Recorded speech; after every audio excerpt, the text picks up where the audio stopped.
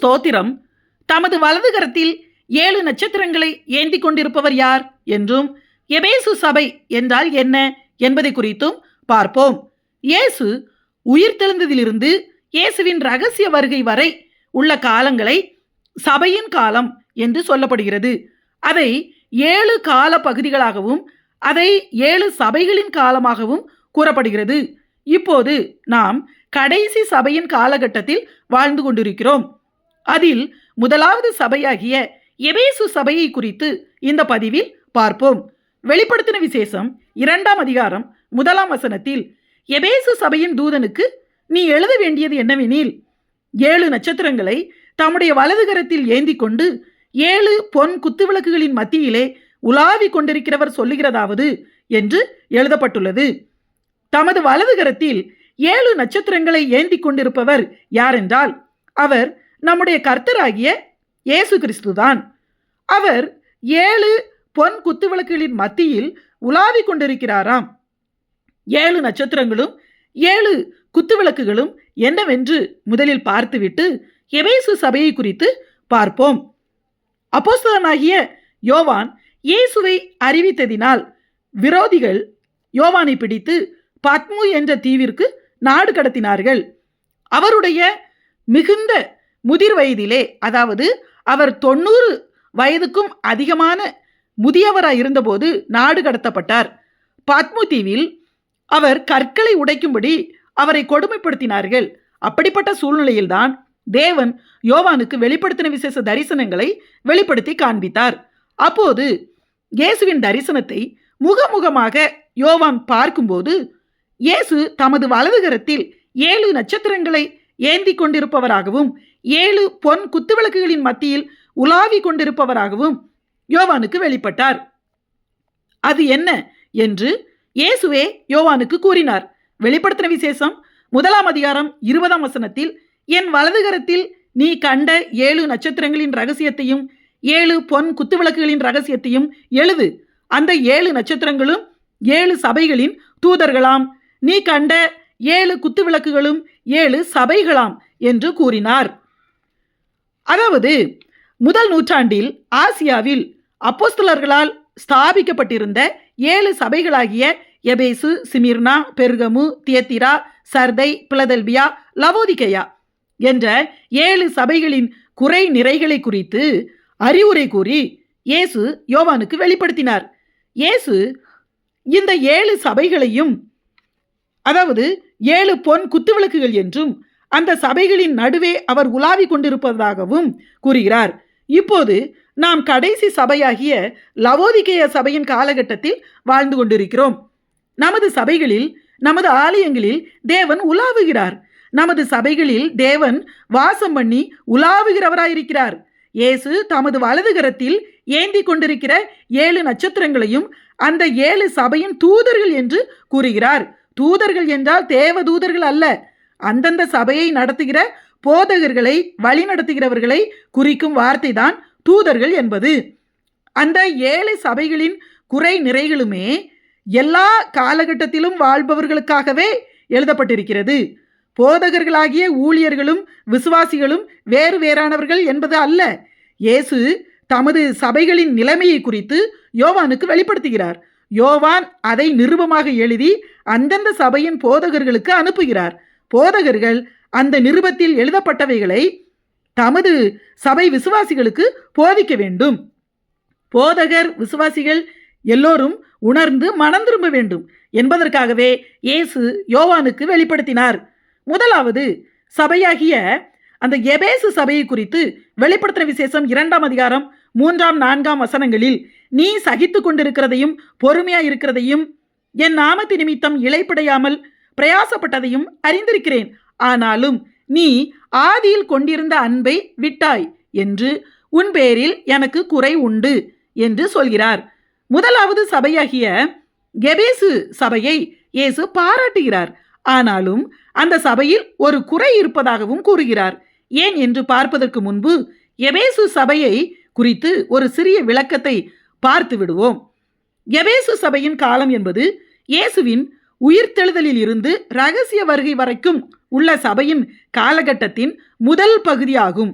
இது கிபி 30ஆம் வருஷத்திலிருந்து கிபி 110ஆம் வருஷம் வரை உள்ள காலத்தை குறிக்கும். அந்த காலகட்டத்தில் வாழ்ந்த கிறிஸ்தவர்கள் எப்படிப்பட்ட நிலைமையில் இருந்தார்கள் என்பதை கூறுவதாகும். அது மட்டுமல்ல, இப்போது வாழ்கிற நமக்குள் அந்த எபேசு சபையின் கிரியைகளில் என்னென்ன இருக்கிறது, என்னென்ன இல்லை என்பதை சுட்டி காட்டுவதாகும். அந்நாட்களில் எபேசு பட்டணத்தில் இருந்த சபையைத்தான் எபேசு சபை என்று கூறப்பட்டுள்ளது. இந்த எபேசு பட்டணம் தற்போதைய துருக்கி நாட்டில் இருந்தது. அப்போஸ்தலனாகிய பவுல்தான் ஆசியா பகுதிகளில் சுவிசேஷம் அறிவித்து எபேசு பட்டணத்தில் சபையை உருவாக்கினார். இந்த சபையில் ஏறத்தாழ 3 வருஷங்கள் பவுல் போதகராக இருந்தார். அதன் பிறகு பவுல் எபேசு சபையை வழிநடத்தும் பொறுப்பை தீமோத்தேயுவிடம் ஒப்படைத்துவிட்டு அவர் வேறு இடங்களுக்கு சுவிசேஷம் அறிவிக்க போய்விட்டார். தீமோத்தேயுக்கு பிறகு ஒனேசிமு அந்த எபேசு சபையில் போதகராக இருந்தார். அப்போஸ்தலனாகிய யோவான் கூட தமது இறுதி வருஷங்களில் எபேசு சபையில் தான் இருந்தார் என்று வரலாறு கூறுகிறது. மேலும் யோவானின் பராமரிப்பில் இருந்த இயேசுவின் தாயாகிய மரியாளும் கூட தனது இறுதி நாட்களை யோவானோடு கூட இந்த எபேசு சபையில்தான் இருந்ததாகவும், இந்த எபேசு பட்டணத்தில் இருந்தபோதுதான் இயேசுவின் தாயாகிய மரியாள் மரித்ததாகவும் கூறப்படுகிறது.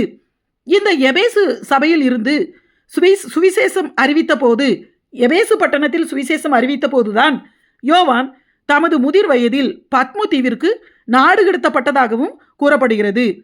எபேசு பட்டணம் அந்நாட்களில் முழு ஆசியாவுக்கும் தலைநகரமாகவும் மிகவும் செழிப்பான நகரமாகவும் அங்குள்ள மக்கள் அதிகமாக படித்தவர்களாகவும் இருந்தார்கள். அது துறைமுக நகரமாகவும் வர்த்தக மையமாகவும் இருந்தது. ரோமானியர்களின் ஆளுகையில் இருந்த பட்டணம் அது. மோசமான விக்கிரக ஆராதனைகளும் மூட நம்பிக்கைகளும் களியாட்டுகளும் விபச்சார வேசித்தன அருவருப்புகளும் நிறைந்த பட்டணமாக எபேசு பட்டணம் இருந்தது. அப்படிப்பட்ட பட்டணத்தில்தான் பவுல் சுவிசேஷம் அறிவித்து சபையை உருவாக்கினார்.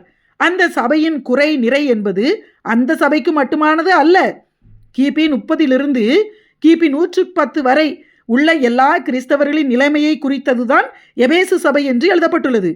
அந்த காலகட்டம் என்பது அப்போஸ்தலர்கள் எல்லாவற்றையும் விட்டுவிட்டு இயேசுவின் பின்னால் வந்த காலம். அது அப்போஸ்தலர்கள் மூலமாக கற்றுக்கொண்டு அதன் பிறகு அவர்களால் உருவாக்கப்பட்டவர்கள் வாழ்ந்த காலம். அது தங்களுக்குள்ள எல்லாவற்றையும் விட்டுவிட்டு இயேசு மட்டும் போதும் என்று வந்து தங்கள் உயிரையே இயேசுவுக்காக கொடுத்த காலம் அது. அதைத்தான் முதலாவது சபையின் காலமாகிய எபேசு சபையின் காலம் என்று வேதம் சொல்கிறது. அப்போஸ்தலர்களில் யோவானை தவிர அத்தனை பேருமே இரத்த சாட்சிகளாகத்தான் மரித்தார்கள். அதனால்தான் இயேசு அந்த சபையை குறித்து உன் கிரியை, உன் பிரயாசம், உன் பொறுமை, உன் சகிப்புத்தன்மை எல்லாவற்றையும் அறிந்திருக்கிறேன் என்று கர்த்தர் பாராட்டுகிறார். அப்போஸ்தலர்கள் அவர்களுக்கு பிறகு வந்தவர்கள் எல்லோருமே சரியாகத்தான் இருந்தார்கள். ஆனால் அதற்கு பிறகு வந்தவர்கள் சரியில்லை, அன்பில் அர்ப்பணிப்பில் குறைந்து போனார்கள். அதை குறித்துதான் நீ ஆதியில் கொண்டிருந்த அன்பை விட்டாய் என்று உன் பேரில் எனக்கு குறை உண்டு என்று இயேசு சொல்கிறார். ஆதியில் அப்போஸ்தலர்கள் நாட்களில் சபைகள் நன்றாகத்தான் இருந்தது. இயேசுவை முழுமையாய் நேசித்தார்கள், பிரயாசப்பட்டார்கள், சகித்தார்கள், இழந்தார்கள், பொறுத்து கொண்டார்கள். நல்ல சபைதான். ஆனால் வருஷங்கள் ஆக ஆக சபை ஆரம்ப நாட்களில் இருந்தது போல இல்லை. ஆனால் முன்பு உள்ள அந்த பிரயாசம், ஊழியம் எல்லாம் இருந்தது. ஆனால் முன்பு உள்ள அன்பு, அர்ப்பணிப்பு சபைகளில் இல்லை. அவர்களை பார்த்து மனம் திரும்பி ஆதியில் அன்போடு செய்த கிரியைகளை செய்யுமாறு இயேசு சொல்கிறார். மனம் திரும்பாவிட்டால் உன் விளக்கு தண்டை நீக்கி விடுவேன் என்று இயேசு கூறுகிறார். விளக்கு தண்டு என்பது விளக்கு வைக்கப்பட்டிருக்கிற ஸ்டாண்டு. அதையே நீக்கிவிட்டால் விளக்கு எப்படி எரியும்? நாம் ஒளி கொடுக்கிற விளக்காக இருக்கிறோமே. அதாவது ஆரம்பத்தில் இருந்த அன்பு நிலைக்கு திரும்பாவிட்டால் பரலோகத்திற்கே போக முடியாது என்பதைத்தான் இயேசு சொல்கிறார். இயேசு அதாவது எபேசு சபையை போல நாமும் இயேசுவை முதலில் ஏற்றுக்கொண்ட போது நாம் ரட்சிக்கப்பட்ட ஆரம்ப நாட்களில் இயேசுவை எப்படி நேசித்தோம், எப்படி அர்ப்பணித்தோம், இயேசுவின் மீது எவ்வளவு பைத்தியமாய் இருந்தோம், எவ்வளவு வைராக்கியமாய் இருந்தோம், எவ்வளவு நெருக்கமாக இருந்தோம். ஆனால் வருஷங்கள் ஆக ஆக எத்தனையோ பேர் அந்த நேசத்தை விட்டு ஜெபிக்க கூட முடியாமல் ஏதோ பெயரளவில் ஊழியர்களாக விசுவாசிகளாக இருக்கிற எத்தனையோ பேர் பின்மாற்றத்தில் மாறிப்போனவர்கள் உண்டு. நாம் ஊழியம் செய்யலாம், பிரயாசப்படலாம், காணிக்கை கொடுக்கலாம். ஆனால் ஆரம்பத்தில் இயேசுவின் மீது இருந்த அந்த அன்பு, நேசம் இப்போதும் இருக்கிறதா? இல்லாவிட்டால் இயேசுவின் வருகையில் போகவே முடியாது. இயேசு மனந்திரும்பு என்று சொல்கிறார். புறஜாதி மார்க்கத்திலிருந்து எதையோ கல்லையும் மண்ணையும் தெய்வம் என்று வணங்கி நமக்கே நாம் அருவருப்பாய் பாவத்திலும் சாபத்திலும் இருந்தபோது எந்த நிலைமையில் நாம் இயேசுவிடம் வந்தோம்? அவர் நம்மை தொட்டபோது இயேசுவின் மீது நமக்கிருந்த மரணத்தை விடவும் வலிமையான நேசம், இயேசுவின் மீது அந்த பைத்தியமாயிருந்த அந்த அன்பு, ஆரம்ப காலத்தில் இருந்த அந்த நேசம் இப்போது இருக்கிறதா? இருக்கிறது என்றே சொல்வோம். அதாவது கிறிஸ்தவ குடும்பங்களில் பிறந்தவர்களுக்கும் ரட்சிப்பின் அனுபவம் என்பது நிச்சயம் தெரிந்திருக்கும். இவ்வுலக வேஷங்கள் கடந்து போகும். இயேசுவின் மீது அதிக பிரியமாய் அதிக நேரம் இயேசுவோடு செலவிடாமல் இயேசுவுக்காக நாம் எதை செய்தாலும் அவர் அதை அங்கீகரிப்பதில்லை. இயேசுவை அதிகமாய் நேசித்து கிரியை செய்தால் மட்டுமே வருகையில் போக முடியும். நம்முடைய தேவைகளுக்காக மட்டும் இயேசுவை தேடுகிறோமா? அல்லது இயேசுவே நம்முடைய தேவையாக இருக்கிறாரா? நம்மை நாமே ஆராய்ந்து பார்ப்போம். இயேசுவின் ரகசிய வருகை மிக மிக சமீபம். எனவே வருகையில் எடுத்துக்கொள்ளப்பட ஆயத்தமாவோம். ஆமென்.